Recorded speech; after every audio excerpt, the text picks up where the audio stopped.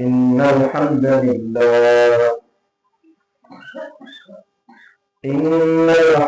لله نحمده ونصلي على رسوله الكريم.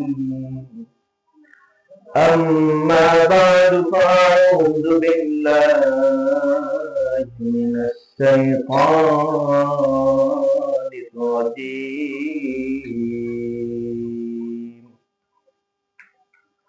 إن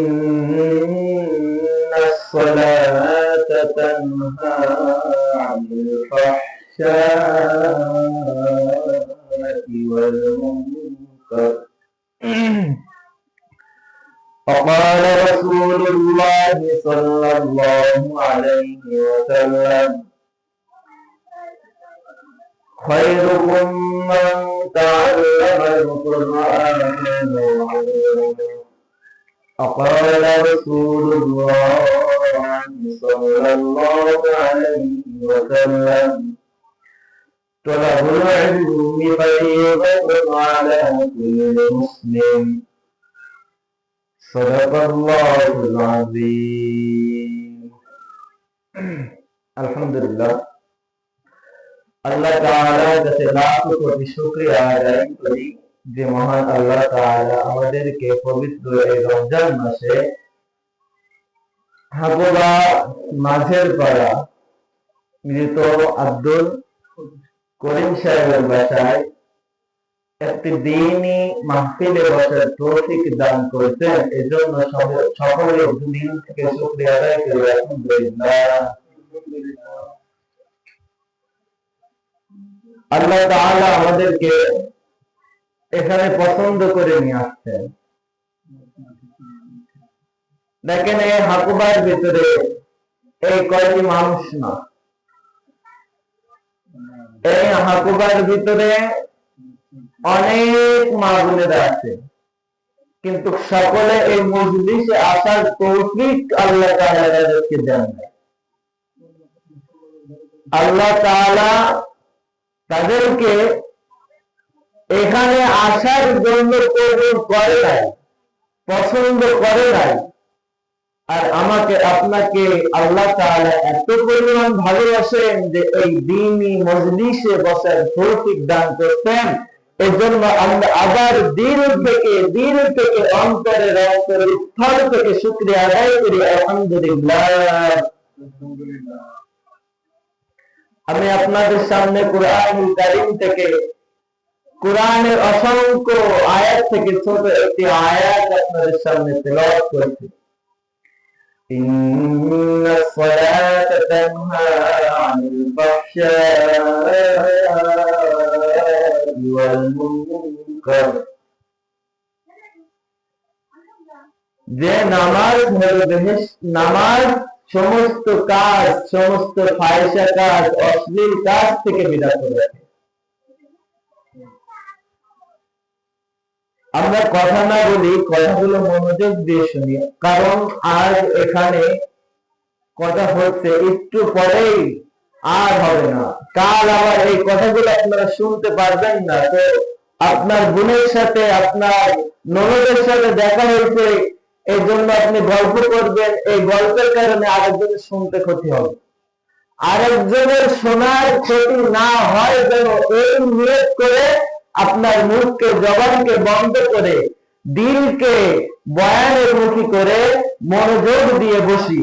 ইনশাআল্লাহ আল্লাহ তাআলা সবাইকে মানার তৌফিক দান করুন। আমিন। তো বলছিলাম, নামাজ সমস্ত অশ্লীল কাজ থেকে, ফাহিশা কাজ থেকে বিরত রাখে।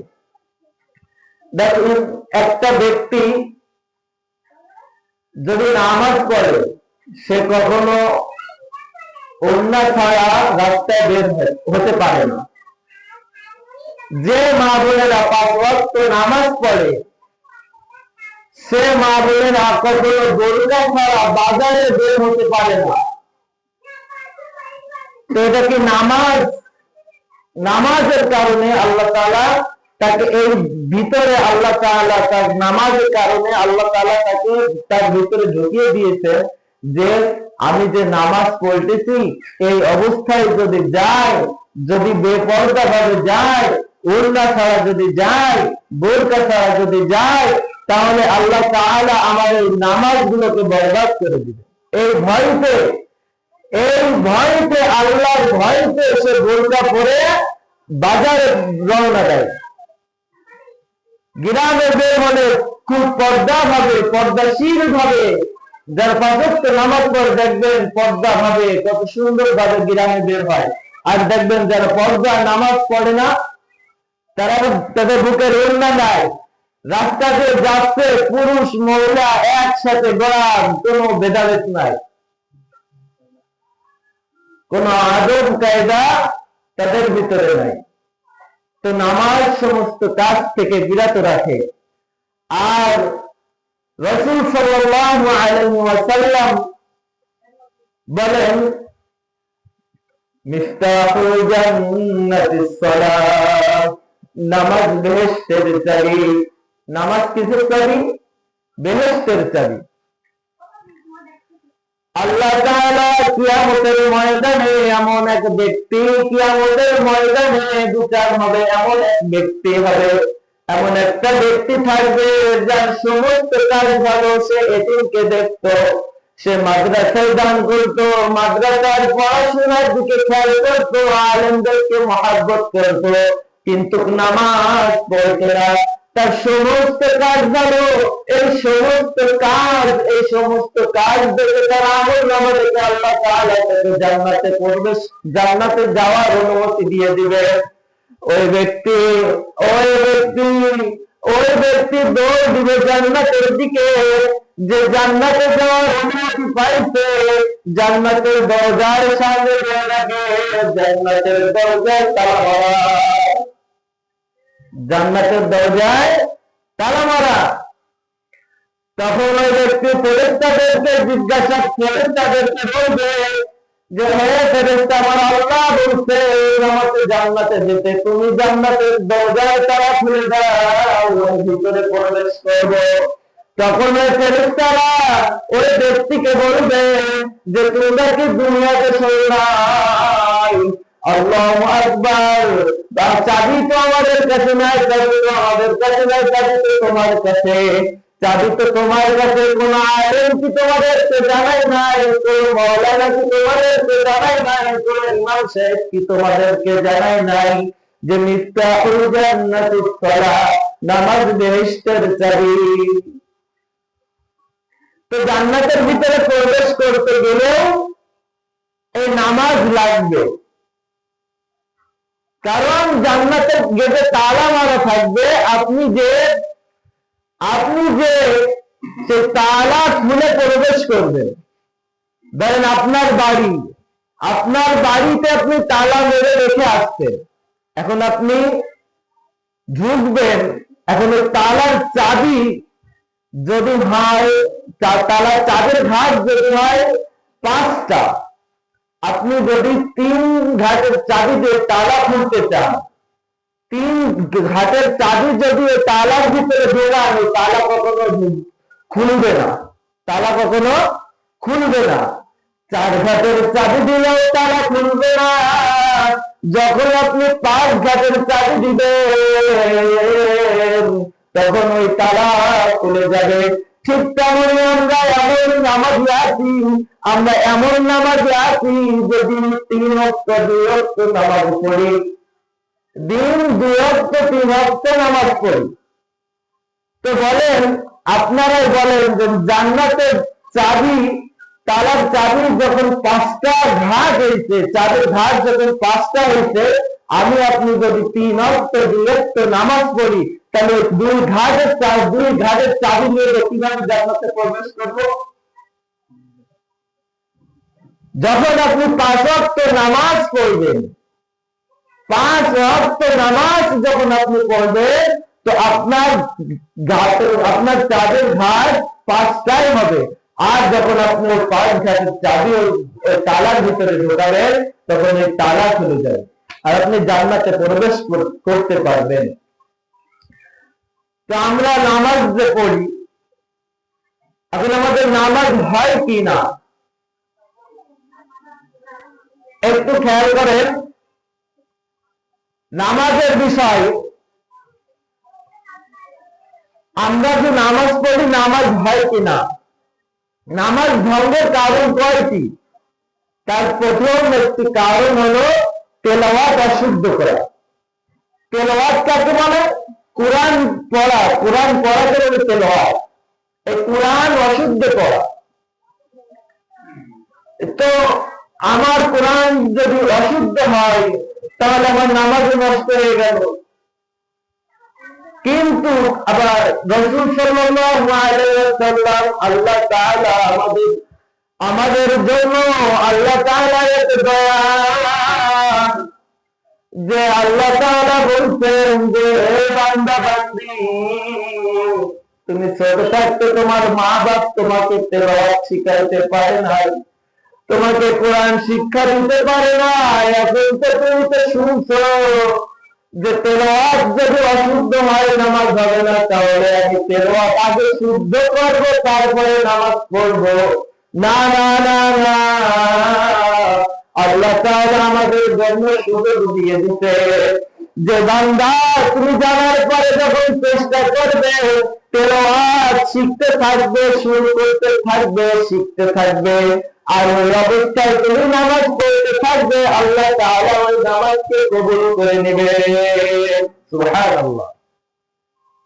আল্লাহ তাআলা কত দয়া করেন আমাদের, কত দয়াবান আল্লাহ। তো আপনি যখন কোরআন তেলাওয়াত করব তখন এর ফজিলত কি আছে? কোরআন শিখলে লাভ কি? আর কোরআন শিখলে লাভ কি, কোরআন না শিখলে ক্ষতি কি? এগুলো অবশ্য জানা দরকার। তো কোরআন শেখার আল্লাহ তাআলা আমাদের উপরে ফরজ করছে। রাসূল সাল্লাল্লাহু আলাইহি ওয়াসাল্লাম বলেন, তালাবুল ইলমি ফারিদাতুন আলা কুল্লি মুসলিম। প্রত্যেকটা মুসলমান নর-নারীর উপরে কোরআন দ্বীনি ইলম শিক্ষা করা ফরজ। তো আমার আপনার মেয়ে সন্তানকে দ্বীনি ইলম কি শিক্ষা দিতে পারছি? আমি নিজে কি সেটা করতে পারছি? আমার উপরে তো ফরজ। এই ফরজ, রোজা থাকা কি ফরজ না? রোজা থাকা ফরজ, নামাজ পড়া 5 ওয়াক্ত নামাজ ফরজ। ঠিক তেমনই এই কোরআন তেলাওয়াত, কোরআন শেখা, ইলমে দ্বীন শিক্ষা করাও ফরজ। এখন এই ফরজ যদি আমি তরক করি, অর্থাৎ বাদ দিয়ে দিই, যেটা গুরুত্বপূর্ণ, যেটা না হলে আমার নামাজই হবে না, সেটাকেই আমরা বাদ দিয়ে দিচ্ছি। আজ ঘরের ভিতরে আল্লাহু আকবার কোরআন শরীফ ফান্সাইটের উপরে রাখা, কোরআন শরীফ চোখের উপরে সুন্দর করে সাজিয়ে রাখা, আবার ওই ঘরের ভিতরে টিভিও আছে। ওই ঘরের ভিতরে প্রত্যেকটা দিন কোরআন খুলুক বা না খুলুক, দিন একবার হলেও টিভিটা খোলে। আজ আমাদের ঈমান কত নিচু হয়ে গেছে, আমাদের ঈমান কোথায়? যে ঘরের ভিতরে কোরআন, সে কোরআন আমরা বছর ছাড় যে এই রমজানে আসছে, রমজান আসলেই যে কোরআন পড়তে হবে, আর ওই যে রমজান আসবে ওই রমজানে যে কোরআন পড়বো। আজ আমাদের অবস্থা এমন হয়ে গেছে। কিন্তু আগে ছোট থাকতে যখন ফজরের নামাজ পড়ে যখন বাসার দিকে রওনা দিতাম, আল্লাহু আকবার, মা বোনেদের কণ্ঠে শুনতাম, মা বোনেদের কণ্ঠে শোনা যেত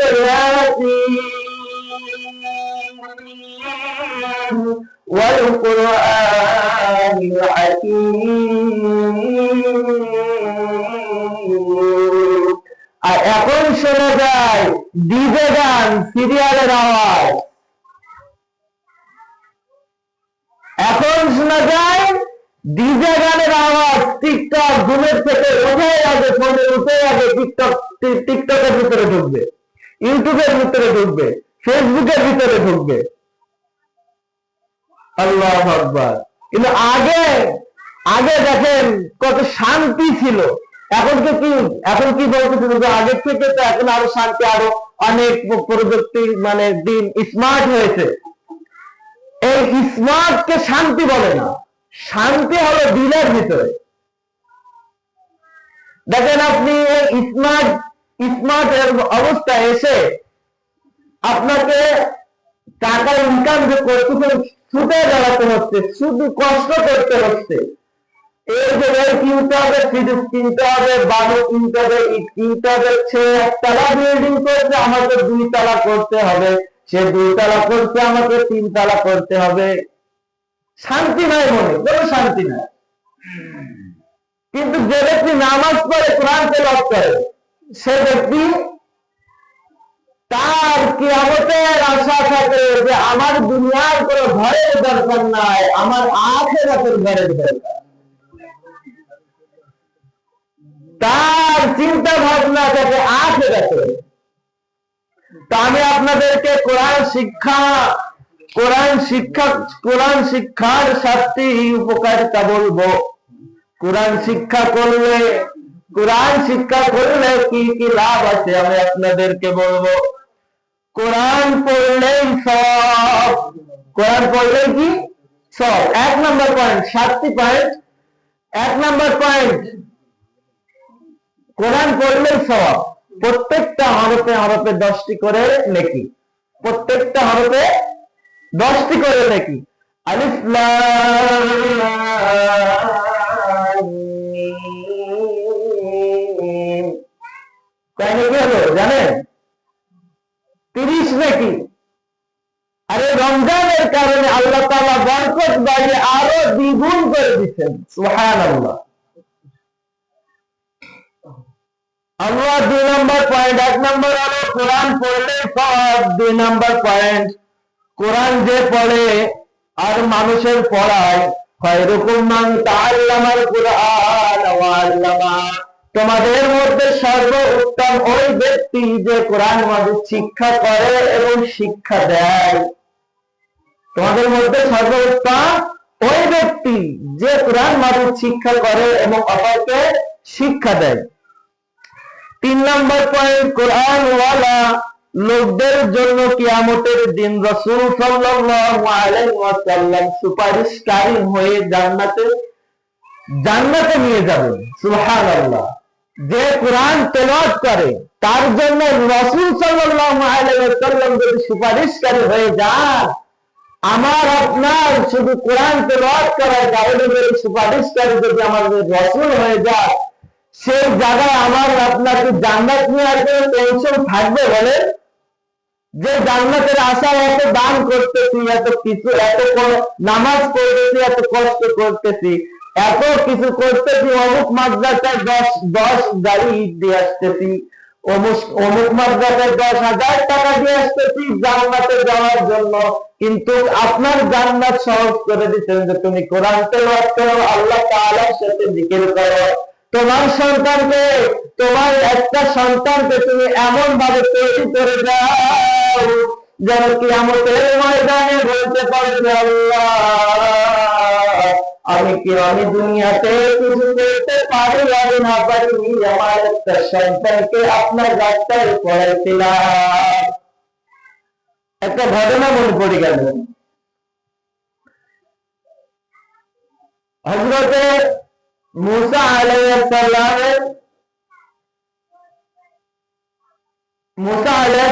রওনা দিতেন এক পথে। তখন বলতেছে এক সাহাবীকে যে ওই কবরটার ভিতরে জাহান্নামের আগুন জ্বলতেছে। ওই কবরটার ভিতরে জাহান্নামের আগুন জ্বলতেছে। তো তখনই বলতেছে যে এই কবরওয়ালা কে? এই কবরওয়ালা কে? তো তার খোঁজ খবর নেওয়ার জন্য সাহাবা-কিরামদেরকে পাঠালেন। পাঠানোর পরে দেখে যে এই ব্যক্তি যে তার যুগে যে কিতাব ছিল সে কিতাব সে শিক্ষা করে নাই, আর সে আল্লাহ তাআলার হুকুম অনুযায়ী চলে না, এই জন্য তার কবরে জাহান্নামের আগুন জ্বলতেছে, নাউযুবিল্লাহ। তো আমাদের নবী করিম সাল্লাল্লাহু আলাইহি ওয়াসাল্লামের মাধ্যমে আল্লাহ তাআলা আমাদেরকে কি দিতেন? আল কোরআন, যেটার ভিতরে কোনো সন্দেহ নাই। তো আপনি এমন একটা সন্তান আপনি মাদ্রাসায় পড়াবেন, এমন একটা সন্তানকে তৈরি করবেন, এক ব্যক্তিকে কবরে নামানোর পরে তার কবরে সওয়াল জবাবের পর শাস্তি শুরু হয়ে গেছে, কিন্তু ওই ব্যক্তি দুনিয়াতে একটা সন্তানকে মাদ্রাসায় পড়াইছিল, ওই ব্যক্তি একটা মেয়েকে মাদ্রাসায় পড়াইছিল। সবাই যখন ওই কবর দেওয়ার পরে চলে গেছে, ওই মেয়েটি কবরের বাইরে আল্লাহু আকবার কোরআন তেলাওয়াত করতেছে। হঠাৎ করে সে কবরে আযাব বন্ধ হয়ে গেল। এক ফেরেশতা আরেক ফেরেশতাকে জিজ্ঞাসা করতেছে, কি ব্যাপার, এর কবরে তো আযাব চলতেছিল, এর কবরে তো আযাব চলতেছিল, এখন আযাব হচ্ছে না কেন? তখন আল্লাহ তাআলার পক্ষ থেকে আরেকটি ফেরেশতা এসে বলেছে, হে ফেরেশতা, তোমরা শোনো, এই ব্যক্তি গুনাহ করতে পারে, এই ব্যক্তি গুনাহ করে এসেছে, এর জন্য সে জাহান্নামের আগুনে পড়ছিল, কিন্তু সেই ব্যক্তি আবার আলেমদের বয়ান শুনে তার মেয়েকে একটি মাদ্রাসায় ভর্তি করিয়ে কোরআন শিক্ষা দিয়েছে। এখন তার মেয়ে এসে তার জন্য তার কবরের পাশে তার জন্য কোরআন তেলাওয়াত করতেছে। এই জন্য আল্লাহ তাআলা তার কবরের আযাবকে মাফ করে দিতে। সুবহানাল্লাহ। এজন্য আমাদের দরকার, আমার প্রত্যেকটা সন্তান, আমি শিক্ষা করতে পারি নাই, কিন্তু আমার সন্তানকে কোরআন মুখী করতে পারি যেন, কোরআন বিমুখী যেন না করি। আমি এখন আমি বুঝে যেন আমার সন্তানকে কোরআন থেকে বিরত না রাখি। আল্লাহু আকবার। তারপরে 4 নাম্বার, কোরআন যত তেলাওয়াত করবেন ততই অন্তর আলোকিত হয়ে যাবে। কোরআন যত তেলাওয়াত করবেন ততই অন্তর হয়ে যাবে, আলোকিত হয়ে যাবে, পরিষ্কার হয়ে যাবে। আল্লাহ তাআলা ওই যে গুনাহ করেন, ওই গুনাহ করেন আপনার দিলের ভিতরে কালো ছাপ পড়ে যায়, আর আপনি তেলাওয়াত করবেন, কোরআন পড়বেন, আল্লাহ তাআলা ওই কালো ছাপকে আস্তে আস্তে আস্তে আস্তে মুছে ফেলবে। এজন্য বলতেছে যে কোরআন তেলাওয়াত করবে তার অন্তর আলোকিত হয়ে যাবে। 5 নাম্বার, কোরআন দিয়ে যারা আমল করে আল্লাহ তাআলা তাদেরকে পুরস্কৃত করবে। কোরআন দিয়ে, অর্থাৎ কোরআন দিয়ে যারা কোরআন বুঝে, কোরআন শিখে, কোরআন বুঝে যারা আমল করে আল্লাহ তাআলা তাদেরকে পুরস্কৃত করবে। সুবহানাল্লাহ। তো কোরআন শিক্ষা করতেই হবে, কোরআন শিক্ষা ছাড়া কোনো উপায় নাই। সমাধান চাও যদি জীবনে মরণে, খুঁজে নাও ফিরে যাও চোখ রাখো কোরআনে।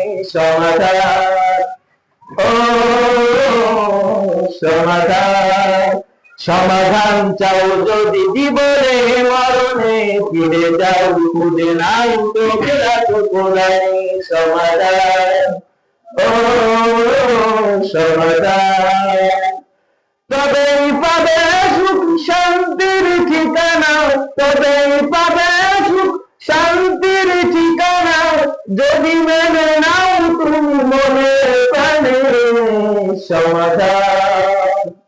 সমাধান চাও যদি জীবনে মরণে, খুঁজে নাও ফিরে যাও চোখ রাখো কোরআনে।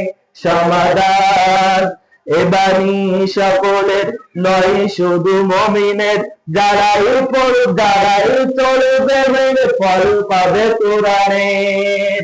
এ বাণী সকলের নয় শুধু মুমিনের, যারাই চলবে মেনে ফল পাবে কোরআনের। ঘরে বলো কিংবা রাস্তে বলো, ঘরে বলো কিংবা রাস্তে বলো, অশান্তি দূর করে শান্তি আনে। সমাধান চাও যদি জীবনে মরণে, খুঁজে নাও ফিরে যাও চোখ রাখো কোরআনে সমাধান। এই কোরআন প্রত্যেকটা জীবন মরণ রাষ্ট্র চালাবেন, তাও এই কোরআন লাগবে। আর এই কোরআন শিক্ষা যদি আপনার সন্তানকে আপনি না দেন, এর জন্য ভয়াবহ সময় সংক্ষেপ 9টি বিষয় আপনাদেরকে জানাই যাচ্ছি। যদি আপনার সন্তানদেরকে কোরআন শিক্ষা না দিতে পারেন জেনে বুঝে, তাহলে কিয়ামতের ময়দানে আপনার সন্তান আপনাকে দায়ী করবে। ওই সন্তান যখন জাহান্নামের দিকে প্রবেশ করবে, জাহান্নামের দরজায় যাওয়ার আগে বলবে যে আল্লাহ আপনার কাছে আমার একটা দাবি। তো আল্লাহ বলবে বল তোর কি দাবি? তখন বলবে যে আল্লাহ আমার মা বাপ জানা সত্ত্বেও আমাকে কোরআন শিক্ষা দেয় নাই, আমার মা বাপ জানা সত্ত্বেও আমার মা বাপ শুনছে তলাবুল ইলমি ফারিদাতুন আলা কুল্লি মুসলিম, দ্বীনি ইলম শিক্ষা করা প্রত্যেকটা মুসলমান নর-নারীর উপরে ফরজ। আমার মা বাপ জানা সত্ত্বেও আমাকে শিক্ষা দেয় না, অর্থাৎ ওই মা বাপকে আমি জাহান্নামে না নিয়ে আমি জাহান্নামে প্রবেশ করবো না। নাউজুবিল্লাহ। তাহলে আপনার সন্তানকে অবশ্যই কোরআনের শিক্ষায় শিক্ষিত করতে হবেই। আর যদি যারা কোরআন শিক্ষায় শিক্ষিত করবে না, 1 নম্বর পয়েন্ট 9টি পয়েন্ট, প্রথম এই 9টি পয়েন্ট বলে বয়ান শেষ হয়ে যাবে ইনশাআল্লাহ। 1 নম্বর, কোরআন তাদেরকে লানত করবে। কাদেরকে লানত করবে? যারা কোরআন শিখবে না, কোরআন শিখতে পারে না, কোরআন শিখতে পারে না, সময় দিতে পারে না। মাদ্রাসায় যেয়ে দেখো 1-2 মাস পরে সে একটা ছোট বাচ্চাকে দেওয়ার পরে, 3 মাস পরে সে দেখো কত সুন্দর ভাবে তেলাওয়াত করতে। ইয়াসিনুল কুরআনুল হাকীম ইন্নাকা লামিনাল মুরসালিন আলা সিরাতিল মুস্তাকিম, এভাবে তেলাওয়াত করতে পারছে মাত্র 3 মাস পড়ার কারণে। আর আমার আপনার বয়স হয়ে গেছে 20 বছর পার হয়ে গেছে, 36 বছর পার হয়ে গেছে। ও আমার আম্মা জানেরা, আপনাদের বয়স 50 বছর পার হয়ে গেছে, এখনো পর্যন্ত কোরআন শিখতে পারলেন না। তাহলে গাফিলতিটা কার ছিল? আপনি তো শুনছেন, আপনার তো আল্লাহ তাআলা আপনাকে বেরেন দিতেন, তো আপনার উপরে লানত পেশ করবেন। এখন আপনি নিজেও শিখবেন, আপনার সন্তানদেরকেও শিখাবেন, যেন আপনার সন্তানরা আপনাকে বড় হলে এই কথাগুলো শোনার পরে যেন আপনার সন্তানরা আপনার জন্য বদদুয়া না করে। 2 নম্বর পয়েন্ট, এরা তাদের জীবনকে কোরআনের আলোতে আলোকিত করতে পারবে না। কারা? যারা কোরআন শিখতে পারবে না, যারা কোরআন শিক্ষা করে না, তারা তাদের জীবনকে কোরআনের আলোতে আলোকিত করতে পারবে না।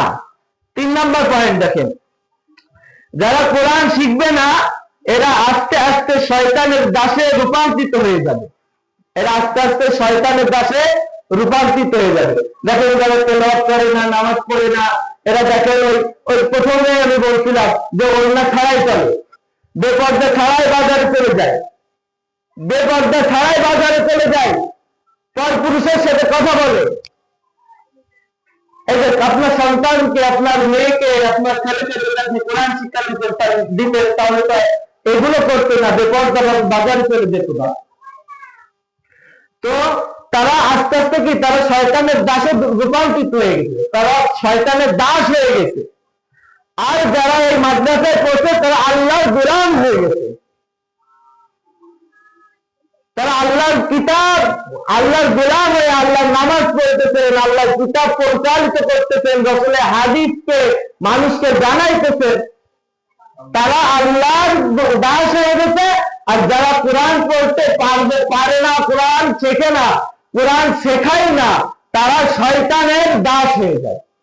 নাউজুবিল্লাহ।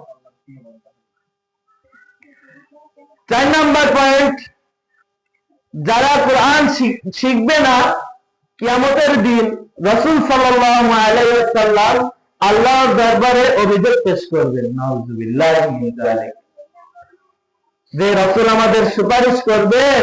এই যারা আবার সেই রাসূলই বলতেছেন যে যারা কোরআন শিখবে না তাদের জন্য আমি আল্লাহর দরবারে অভিযোগ পেশ করব, নাউযুবিল্লাহ। একটু দিল দিয়ে দেখেন, ভাবেন, শোনেন, কোরআন ছাড়া কোনো উপায় নাই, কোরআন ছাড়া কোনো উপায় নাই। তো রাসূল যদি আমাদের বিরুদ্ধে অভিযোগ, আল্লাহ তাআলার কাছে যদি অভিযোগ দেয়, তো আমাদের জান্নাতে যাওয়ার কোনো পথ আমরা খুঁজে পাবো না, কোনো উপায় নাই। 5 নম্বর, কিয়ামতের দিন আল্লাহ তাআলা তাদেরকে অন্ধ অবস্থায় উঠাবেন, নাউযুবিল্লাহ। যারা কোরআন শিখার চেষ্টা করে নাই তাদেরকে কিয়ামতের দিন অন্ধ অবস্থায় উঠাবেন। কেন অন্ধ অবস্থায় উঠাবেন? কারণ তারা জানা সত্ত্বেও আল্লাহ তাআলা এই চোখ দিচ্ছেন যে আমি কোরআন দিচ্ছি তোমাদেরকে, তুমি কোরআন পড়ো, কোরআন দেখো, কোরআন দিয়ে জীবন চালাও। তো তুমি তোমার চোখকে তুমি আমার কোরআন পড়ে নাই, কোরআন বোঝো নাই, কোরআন দিয়ে জীবনও চালাও নাই, এই জন্য তোমাদের চোখের কোনো দরকার নাই। আল্লাহ তাআলা কিয়ামতের ময়দানে অন্ধ অবস্থায় উঠাবেন। 6 নম্বর, কিয়ামতের দিন এদের মুখ বন্ধ করে দিবেন, অর্থাৎ বোবা করে দিবেন। আপনার মুখ দিয়েছেন কেন? তাহলে আল্লাহ তাআলার কাছে প্রশ্ন করেন যে আল্লাহ, যে আমার মুখ কেন বন্ধ করে দিচ্ছেন, আমাকে কেন বোবা করে দিচ্ছেন? তখন বলবে, আল্লাহ বলবে যে আমি বলছিলাম যে বান্দা তুমি আমার এই কোরআন তেলাওয়াত করো মুখ দিয়ে। আল্লাহ তাআলা জিহ্বা দিয়েছেন, মুখ দিয়েছেন কিসের জন্য? রাসূলের আল্লাহ জিকিরের জন্য, কথা বলার জন্য, কোন ফায়দা কাজ করার জন্য, গান বাজনা করার জন্য না। এজন্য আল্লাহ তাআলা তাদেরকে কোরআন শিক্ষা না দেওয়ার কারণে কিয়ামতের ময়দানে তাদেরকে বোঝা হিসেবে তাদেরকে কিয়ামতের ময়দানে উঠাবে। 7 নম্বর, কিয়ামতের দিন কোরআন তাদের বিরুদ্ধে উঠে দাঁড়াবে, নাউযুবিল্লাহি মিন যালিক। কিয়ামতের দিন কোরআন তাদের বিরুদ্ধে উঠে দাঁড়াবে। 8 নম্বর, আখিরাতের জন্য 8 নম্বর, যারা কোরআন শিখবে না, কোরআন তাদেরকে জাহান্নামের দিকে ধাবিত করে দিবেন, নাউযুবিল্লাহ। কোরআন শিখা ছাড়া কোনো উপায় নাই। এই দেখেন যে ভয়াবহ গুলো, 9 কি আরেকটি 8টি বলছি, নাম্বার 9 শেষ। আখিরাতে এর জন্য জবাবদিহি করতে হবে। তা আপনি কি জবাবদিহি করবেন? এখন একটু মনে মনে ভাবেন তো। ধরেন আপনি আখিরাতের ময়দানে, আপনি কিয়ামতের ময়দানে আল্লাহ তাআলা আপনার কাছে জিজ্ঞাসা করছে যে এ আমার বান্দি, এ আমার বান্দা, আমি তোমাদেরকে দুনিয়াতে পাঠাইছিলাম, আমার কিতাব দিয়েছিলাম, ওই কিতাব পড়ে, কিতাব বুঝে তুমি তোমার জীবন চালাও। এখন আপনি কি হিসাব দিবেন? আল্লাহ তাআলার কাছে কি জবাবদিহি দেবেন আপনি বলেন তো একটু। আমরা যেভাবে জীবন চালাচ্ছি, জবাবদিহি দেওয়ার মতন কোন কথা কি আমাদের আছে? কোনোভাবে নাই। অর্থাৎ আমি দিতে পারছি না, আমার সন্তান যেন দিতে পারে। আর যে ব্যক্তি একটা সন্তানকে হাফেজ বানাবে, সে ব্যক্তি মা বাবার হাফেজের মা বাপের মাথায়, ওই হাফেজের মা বাপের মাথায় আল্লাহ তাআলা বলেন যে তাদের কিয়ামতের ময়দানে আদম আলাইহিস সালাম থেকে কিয়ামত পর্যন্ত যত মানুষ আসবে, এই সমস্ত মানুষের সামনে তাদের মাথায় মুড়ে টুপি পরিয়ে দেওয়া হবে। সুবহানাল্লাহ, কত দামি! আর সে হাফেজ ব্যক্তি তার কাছের মানুষকে 10 জনকে জান্নাতে সুপারিশ করে নিয়ে যেতে পারে। সুবহানাল্লাহ। তা আমরা চেষ্টা করবো, আম্মা জানেরা, আমার সন্তানকে মাদ্রাসায় পড়ানোর জন্য কারণ আমি শিখতে পারি নাই। আর আমি বুঝতে তো পারছি, এখন বয়ান শুনে তো বুঝতে তো পারছেন যে কোরআন শিক্ষা না করে আমার কি অবস্থা হয়েছে। আমার মা বাপ শিক্ষা দেয় না, আজ আমার এই অবস্থা। আমিও যদি আমার সন্তানকে যদি শিক্ষা না দিই, আমার সন্তানরাও আমাকে এইভাবে আমার মা বাপকে দোষারোপ করবে, মানে আপনাকে দোষারোপ করবে। তো আপনার সন্তানকে মাদ্রাসায় দিবেন, কোরআনের শিক্ষা শিক্ষিত করবে। হ্যাঁ, আবার আলেম আপনারা শুধু বলতেছেন যে মাদ্রাসায় দিবেন, জেনারেল লাইনে পড়ানো দরকার, কারণ ডাক্তার আমাদের দরকার আছে, ডাক্তার ইঞ্জিনিয়ার আমাদের দরকার আছে। কারণ আমাদের বাংলাদেশের মুসলমান রাষ্ট্র, যদি ইহুদি খ্রিস্টানরা যদি বলে যে আমরা তোমাদের কোনো ঔষধ দিব না, কোনো বিল্ডিং করে দিব না, তখন এই মুসলমানদের তো কোনো উপায় থাকবে না। তো আপনি ডাক্তার বানান, ইঞ্জিনিয়ারিং বানান, কোনো অসুবিধা নাই, কিন্তু আপনি তার ভিতরে আগে কোরআনের শিক্ষাটা ঢুকিয়ে দেন, ছোট থেকে তার ভিতরে কোরআনের শিক্ষা ঢুকিয়ে দেন। সে দুনিয়ার যে প্রান্তে থাকুক না কেন, সে কখনো আল্লাহর বিরুদ্ধে, রাসূলের বিরুদ্ধে কোনো কথা বলবে না, আর কখনো নামাজ ছাড়া, পাঁচ ওয়াক্ত নামাজ ছাড়া সে কখনো চলতে পারবে না। এজন্য আমরা চেষ্টা করব, এই যে মাহফিলটা হচ্ছে হাজরাকাটি দারুল উলুম জান্নাতুল মাওয়া মহিলা মাদ্রাসা থেকে, এখানে আলহামদুলিল্লাহ অনেক সুন্দর পরিবেশ করে ছাত্রীদেরকে, মেয়েদেরকে পড়ানো হয়। সেখানে ভর্তি করার জন্য চেষ্টা করো যাদের মেয়ে আছে, যে আম্মাজান দেখেন, এখনো ভাবেন দুনিয়া কয়দিনে। আপনার বাপ ছিল, দাদা ছিল, তারা কিন্তু কাজ নাই। আপনার বাপ ছিল, তারা কিন্তু রাজু নাই। আপনিও থাকবেন না, আপনার সন্তানরাও থাকবে না। তো ওই কবরে যখন যাবে, তার ভিতরে যদি কোনো আমল না থাকে, আল্লাহু আকবার, জাহান্নামের আযাব যে এত কঠিন। আল্লাহু আকবার, এক পাশের মাটি ডান পাশের মাটি বাম পাশের সাথে মিশে যাবে, আর এক পাশের হাড় অন্য পাশের সাথে মিশে যাবে। আল্লাহু আকবার, জাহান্নামের ভিতরে যখন আগুন জ্বালিয়ে দেওয়া হবে, ওই জাহান্নামের আগুন দুনিয়ার আগুনের থেকে ভয়ঙ্কর। আল্লাহু আকবার, আমাদের দুনিয়ার আগুন যদি সামান্য হাতে লাগে, আমরা সহ্য করতে পারি না। আর ওই জাহান্নামের আগুন যদি সামান্য একটা জায়গা পরিমাণ আপনার শরীরে টাচ করে, আল্লাহু আকবার, কলিজা পর্যন্ত পুড়ে ছাই হয়ে যাবে। আল্লাহু আকবার, আল্লাহু আকবার, আল্লাহু আকবার। আপনি আমাদের জান্নাত প্রবেশ করিয়ে দিয়ে, আল্লাহু আকবার, আপনি আমাদেরকে বুঝ দান করিয়ে দেন।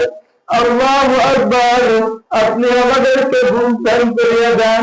আল্লাহ, যারা এই মাহফিলে আসছেন তাদেরকে কোরআন শিক্ষা, এই যে বয়ানগুলো করা হলো, আমাকে এবং তাদের সকলকে মানার তৌফিক আল্লাহ তাআলা দান করুন। আমিন। ওয়া দাওয়ানা আলহামদুলিল্লাহি রাব্বিল আলামিন।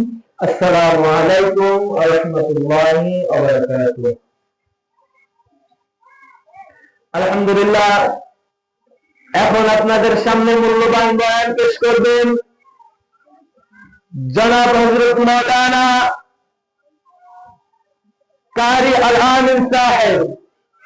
জনাব হযরত মাওলানা কারি আল আমিন সাহেব, মুহতামিম দারুল উলুম জান্নাতুল মাওয়া মহিলা মাদ্রাসা, জালজালা হাজরাকাতি মনিরামপুর যশোর। আমি হযরতকে তার গুরুত্বপূর্ণ বয়ান পেশ করার জন্য বিনীতভাবে অনুরোধ করছি।